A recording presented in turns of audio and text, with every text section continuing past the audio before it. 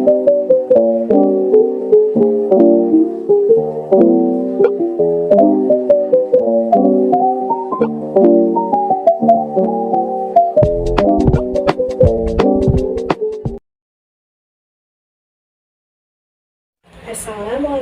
warahmatullahi wabarakatuh. Di sini saya akan menjelaskan tentang materi dari manajemen sebagai seni. Pertama, saya akan menjelaskan tentang pendahuluan. Baik, sebelumnya mungkin banyak dari kalian yang sudah tahu apa itu manajemen. Ya, manajemen adalah kegiatan mengelola atau mengurus sesuatu, seperti keperluan manusia. Dapat berbentuk sederhana yang dilakukan oleh ibu-ibu contohnya, yaitu ibu rumah tangga dalam mengelola keuangan keluarga.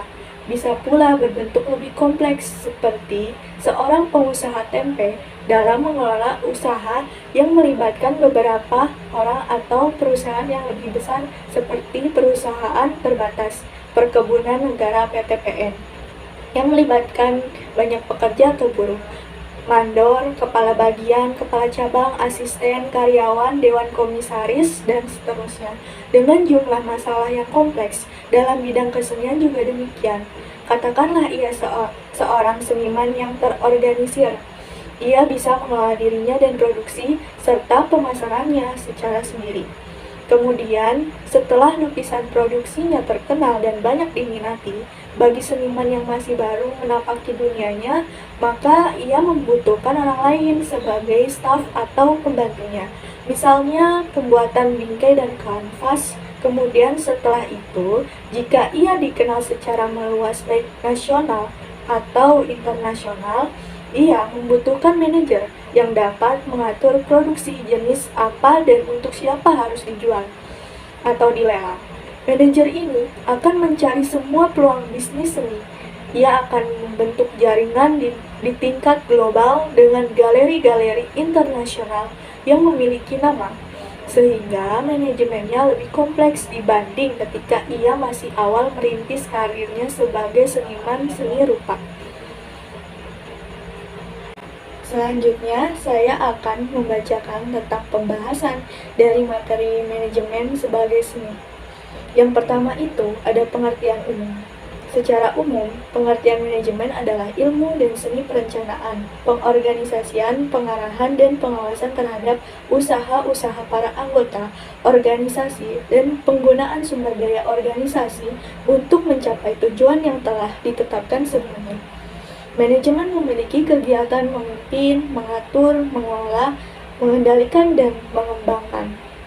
Pengertian manajemen menurut para ahli itu, manajemen sebagai suatu ilmu pengetahuan yang secara sistematis untuk memahami mengapa dan bagaimana manusia bekerja sama untuk menghasilkan sesuatu yang bermanfaat bagi kemanusiaan. Saya akan memberikan beberapa definisi manajemen yang dikemukakan oleh para ahli sebagai berikut. Pertama ada Manulang. Pengertian manajemen menurut Manulang adalah seni dan ilmu pencatatan, pengorganisasian, penyusunan, pengarahan, pengawasan terhadap sumber daya manusia untuk mencapai tujuan yang telah ditetapkan. Yang kedua itu ada John D. Millet. Menurut John D. Millet, yang berpendapat dalam bukunya yang berjudul Management in the Public Service, bahwa pengertian manajemen adalah proses dalam memberikan arahan pekerjaan kepada orang-orang dalam suatu organisasi guna mencapai tujuan. Yang ketiga ada Harold Kohns dan Cyril O'Donnell. Pengertian manajemen menurut Harold Kohns dan Cyril O'Donnell dalam bukunya The Principles of Management, yang mendefinisikan pengertian manajemen bahwa manajemen adalah cara untuk mencapai tujuan tertentu melalui kegiatan yang lain. Nah, di sini saya akan membahas fungsi manajemen yang penting, yakni yang pertama ada perencanaan, planning.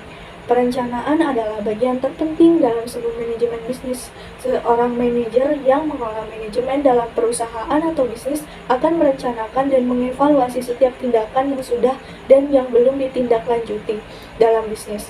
Yang kedua itu ada pengorganisasian atau organizing. Fungsi manajemen dalam bisnis yang kedua adalah sebagai pengorganisasian dengan membagi kegiatan besar menjadi beberapa kegiatan kecil atau serangkaian kegiatan yang bertujuan untuk mempermudah manajer melakukan pengawasan yang lebih efektif dan menentukan sumber daya yang dibutuhkan untuk setiap kegiatan yang sudah dibagi menjadi lebih efisien. Nah, yang ketiga itu ada penempatan staffing. Mirip dengan organizing, namun penggunaannya lebih luas. Bila organizing lebih memperhatikan manajemen sumber daya manusia, maka staffing lebih memperhatikan sumber daya secara umum. Beberapa sumber daya tersebut diantaranya ada peralatan, perlengkapan, dan investasi yang ada pada sebuah organisasi. Nah, selanjutnya yang kedua itu saya akan membahas pengertian manajemen sebagai seni. Pengertian manajemen sebagai seni berarti bahwa dalam manajemen itu terdapat unsur-unsur bakat atau pembawaan atau juga talenta seseorang, yang artinya dalam manajemen orang itu dapat mengatur, mengawasi, atau memimpin suatu organisasi dengan karakter, sikap, dan jiwa kepemimpinan yang berbeda-beda pada setiap orangnya. Nah, yang ketiga, selanjutnya saya akan bahas contoh manajemen sebagai ilmu dan seni. Manajer yang handal itu pada ilmu manajemen dan dia juga memiliki seni dalam mengolah adalah seorang artis yang handal dalam ilmu pengetahuan. Dia juga harus mengatur organisasi dengan berbagai macam orang berdasarkan teori yang dia miliki dan harus memberi inspirasi dan motivasi kepada semua orang dengan memuji dan mengajarkan tanpa membedakan latar belakang. Hal yang demikian dilakukan untuk mencapai tujuan bersama yang diharapkan. Nah, perpaduan ilmu pengetahuan yang menggunakan rumus dan teori yang bersifat kaku akan lebih optimal apabila dicairkan dengan perbuatan dan komunikasi yang manusiawi. Kegiatan tersebut dapat dikatakan sebagai contoh manajemen sebagai proses pencapaian tujuan bersama. Nah, yang keempat, saya akan membahas alasan manajemen sebagai seni itu. Yang pertama, penggunaan pengetahuan teoritis. Seni dipelajari dan diterapkan. Proses pembelajaran datang sebelum aplikasi. Ada sejumlah besar sumber daya untuk belajar dan mengembangkan pengetahuan industri tentang seni. Hal yang sama berlaku untuk manajemen. Ada pengetahuan teoritis yang diperoleh melalui pembelajaran.